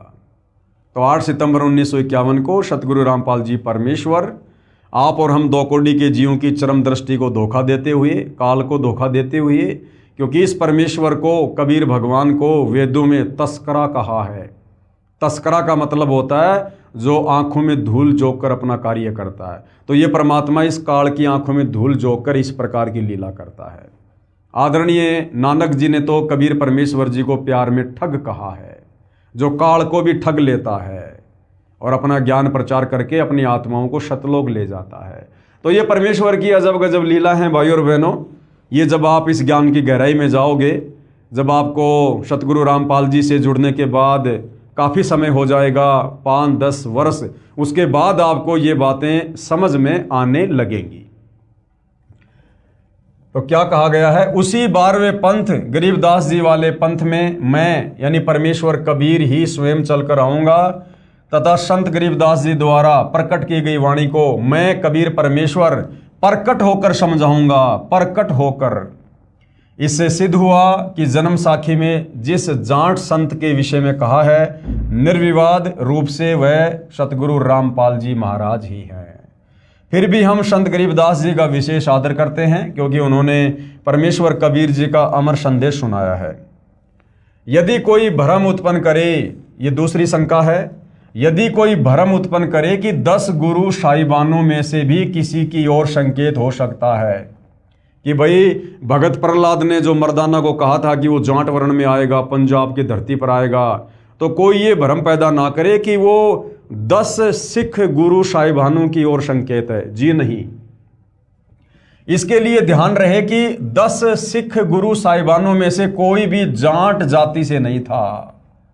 दूसरे सिख गुरु श्री अंगद देव जी खत्री थे, यानी नानक जी भी जाति से जो है वो खत्री थे, और दूसरे सिख गुरु श्री अंगद देव जी भी जो है वो खत्री थे।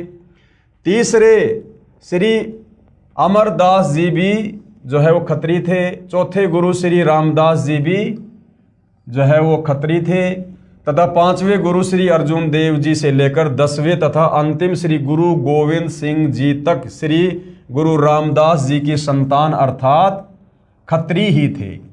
फिर भी हम सभी सिख गुरु साहिबानों का विशेष आदर करते हैं। यानी कहने का मतलब है, मर्दाना ने जो पूछा था, भगत प्रहलाद ने जो बताया था कि वो जाट वर्ण में होगा, पंजाब की धरती पर होगा, वो सतगुरु रामपाल जी परमेश्वर जी के विषय में है। सतगुरु रामपाल जी महाराज कहते हैं, जीव हमारी जाति है, मानव धर्म हमारा, हिंदू मुस्लिम सिख ईसाई धर्म नहीं कोई न्यारा। ये स्लोगन है, ये नारा है परमेश्वर रामपाल जी का कि जीव हमारी जाति है, अर्थात हमारे को भिन्न भिन्न जातियों में केवल इस काल ने यहाँ पर बांट रखा है। असल में हम सब की एक ही जाति है कि हम सब जीव हैं और हमारी किसी प्रकार की कोई औकात नहीं है, हम जीव हैं। और मानव धर्म हमारा, अर्थात मानवता से बढ़कर, इंसानियत से बढ़कर दूसरा कोई धर्म नहीं है। ये बाकी जितने भी धर्म हैं हजारों की संख्या में, मुख्य तौर पर हिंदू, मुस्लिम, सिख, ईसाई, जैनी, बौद्ध, यहूदी, फारसी, मंगोली, ये सब इस काल के द्वारा उत्पन्न किए गए हैं, काल के द्वारा बनवाए गए हैं। आप और हम परमेश्वर की आत्माओं को इस कलयुग के समय में आपस में जो है बांटने के मकसद से, क्योंकि इसी समय कबीर परमात्मा धरती पर तत्वदर्शी संत के रूप में प्रकट होते हैं, अपने ज्ञान का प्रचार करते हैं, आत्माओं को काल के जाल से मुक्त करवाकर सतलोक लेकर जाते हैं। और काल को ये बिल्कुल भी पसंद नहीं है कि कोई भी आत्मा उस तत्वदर्शी संत की शरण में आकर ज्ञान को समझकर सतलोक चली जाए, क्योंकि इस काल को प्रतिदिन 1 लाख मानव शरीरधारी जो है आत्माओं के सूक्ष्म शरीर में जो वासना होती है उसको खाने का श्राप लगा हुआ है, तो ये अपने भोजन को इतनी आसानी से नहीं जाने देता है। तो गुरुदेव भगवान ने हमें बताया है कि जीव हमारी जाति है और मानव धर्म हमारा, हिंदू मुस्लिम सिख ईसाई धर्म नहीं कोई न्यारा। परमेश्वर कबीर जी ने कहा है, जाति न पूछो संत की, पूछ लीजिए ज्ञान, मोल करो तलवार का, पड़ी रहने दो म्यान। कि संतों से हमेशा ज्ञान की बातें करनी चाहिए, जाति और धर्म की बातें नहीं करनी चाहिए। कृपया प्रमाण के लिए देखें फोटोकॉपी जन्म साखी पंजाबी, गुरुमुखी पंजाबी भाषा वाली तथा हिंदी वाली, दोनों में आप जी सहज में समझ सकते हो कि वास्तविकता क्या है। जन्म साखियों के प्रकाशक हैं भाई जवाहर सिंह कृपाल सिंह, अमृतसर पंजाब। कृपया देखिए फोटोकॉपी जन्म साखी भाई बाले वाली, पंजाबी भाषा वाली के पेज नंबर 272 की। ये जो भाई बाले वाली जन्म साखी है जो पंजाबी भाषा में है, उसके पेज नंबर 272 पर यानी 272 पर ये लेख लिखा हुआ है। दास को तो पंजाबी भाषा आती नहीं है, आप जी देख सकते हैं। हम सीधा इसकी हिंदी वाले एडिशन पर चलेंगे। कृपया देखें फोटोकॉपी जन्म साखी भाई बाले वाली हिंदी वाली के पेज नंबर 305 पर। तो ये लेख यहाँ पर साफ साफ लिखा हुआ है, भाई बाले वाली पेज नंबर 305। तब भगत प्रहलाद ने कहा, हे नानक देव, आपको इस कलयुग में बड़ा भगत बनाया है, आपकी ही संगति से अनेकों प्राणियों का भला होगा और आपका अनंत प्रताप होगा। तब मर्दाने ने कहा, हे भगत प्रहलाद जी, आप भी तो परम भगत हैं तथा भगवान ने आपके लिए ही अवतार धारण किया था। मर्दाने ने क्या कहा प्रहलाद जी को कि आप भी तो परम भगत हैं तथा भगवान ने आपके लिए ही अवतार धारण किया था।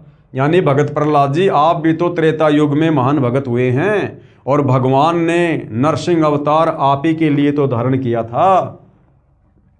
आप भी तो परम भगत हैं तथा भगवान ने आपके लिए ही अवतार धारण किया था।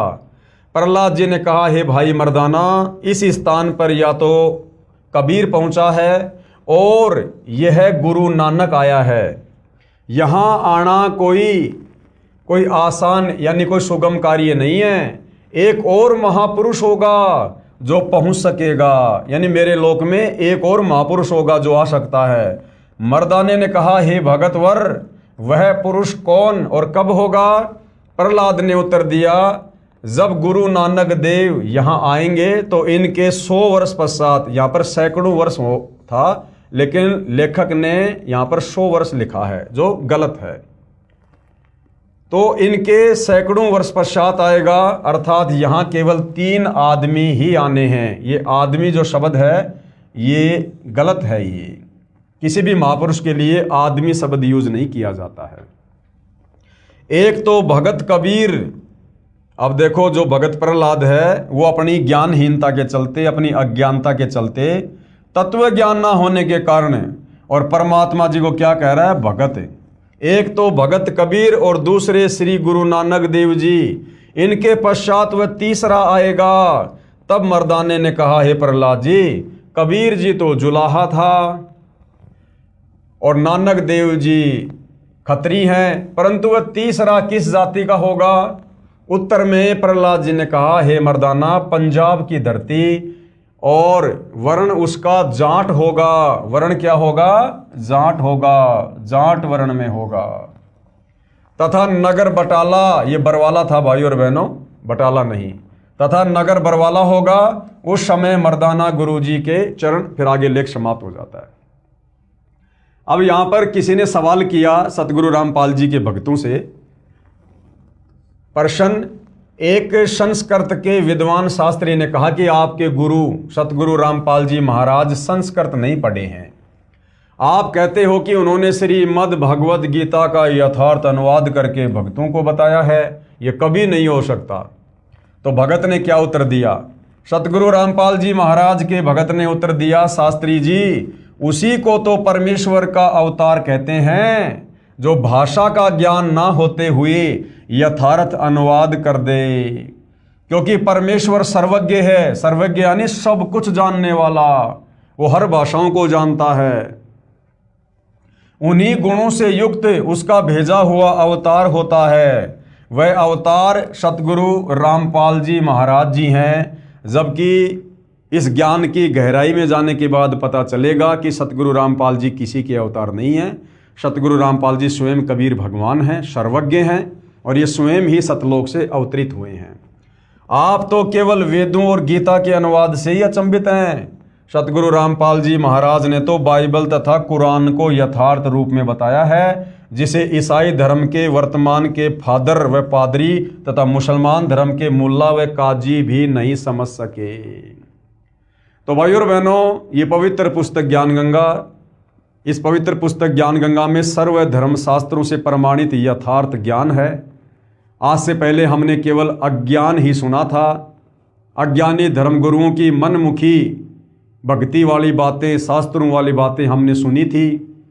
अब जब हमारे सामने ये प्रमाणित ज्ञान आएगा तो आत्मा एकदम से तो स्वीकार नहीं करती है, लेकिन यदि हम थोड़ा सा धैर्य रखेंगे, थोड़ी रुचि लेंगे और परमपिता परमेश्वर जी से यदि हम अरदास करेंगे सद्बुद्धि की, तो भाई और बहनों, अवश्य हमें यह तत्व ज्ञान समझ में आएगा, जो तत्व ज्ञान हमारे ही धर्मशास्त्रों में था।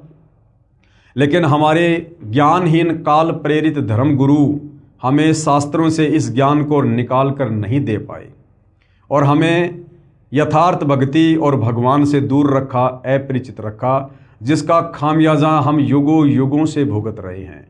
ना जाने कितनी बार हमने लक 84 योनियाँ भोगी हैं, कितनी बार हम स्वर्ग में गए, हम नरक में गए, असहनीय पीड़ाओं को भोगा, मोक्ष ना होने के चलते। क्योंकि शास्त्र विधि को त्याग कर शास्त्र विरुद्ध साधना करने के चलते, मनमुखी मंत्रों का जाप करने के चलते, ब्रह्मा विष्णु महेश काल दुर्गा या अन्य देवी देवताओं की भक्ति पूजा करने के चलते हमारा मोक्ष नहीं हो सकता है। तो भाइयों और बहनों, आज वो समय आ गया है। ये कलयुग की बिचली पीढ़ी है, मोक्ष का प्राइम टाइम है। आप और हमारे पास में गोल्डन चांस है। परमात्मा कबीर देव स्वयं सतगुरु रामपाल जी के नाम से धरती पर प्रकट हैं, जगत गुरु की भूमिका कर रहे हैं, तत्वदर्शी संत की भूमिका कर रहे हैं। हमने थोड़ा सा धैर्य रखना है, निष्पक्ष होकर हमने उनके ज्ञान को थोड़ी रुचि लेकर समझना है। एक बार यदि आत्मा ने इस ज्ञान को पकड़ लिया, स्वीकार कर लिया, तो भाई और बहनों, फिर मोक्ष में किसी भी प्रकार की कोई शंका नहीं है। और जैसे जैसे आपको ज्ञान समझ में आ जाता है, और यदि आप नाम दीक्षा लेने के इच्छुक हैं, तो शतलोक आश्रम के मोबाइल नंबरों पर संपर्क कीजिएगा, या शतलोक आश्रम की वेबसाइट है www.jagatgururampalji.org।